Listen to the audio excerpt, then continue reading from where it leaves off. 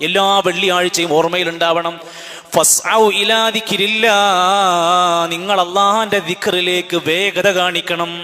വെള്ളിയാഴ്ചയിലെ ഖുതുബയുടെ ഉത്ബോധനത്തിലേക്ക് ധൃതിപ്പെട്ടുകൊണ്ട് വേഗത്തിൽ നേരത്തെ നിങ്ങൾ എത്താൻ ശ്രമിക്കണം. വദറുൽ ബൈ, നിങ്ങൾക്ക് ഹലാലായ കച്ചവടം നിങ്ങൾ ഇനി ഉപേക്ഷിക്കണം. ജുമുഅന്റെ സമയമായാൽ ഇനി കച്ചവടം ഹറാമായി മാറും.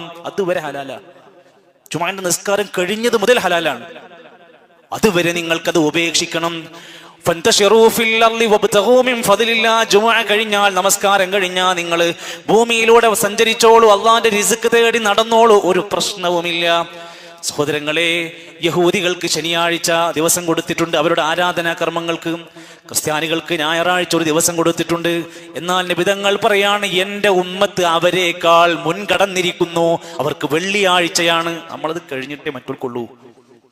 നമുക്കാണ് ആ വിഷയത്തിൽ സ്ഥാനം കൂടുതൽ.